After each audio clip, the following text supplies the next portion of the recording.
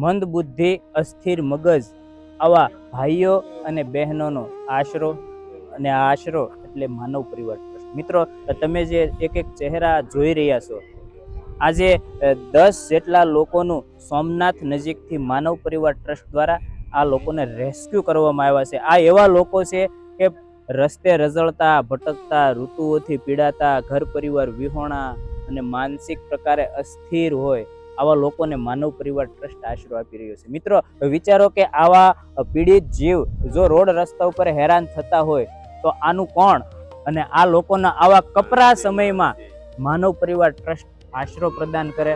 અને હાલ આ માનવ પરિવાર ટ્રસ્ટમાં 500 કરતાં વધારે મંદ બુદ્ધિ ભાઈઓ અને બહેનો આશરો લઈ રહ્યા છે.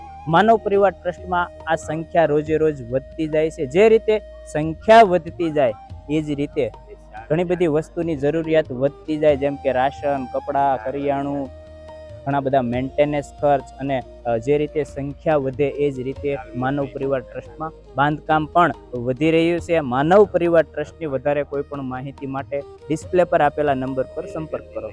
ધન્યવાદ.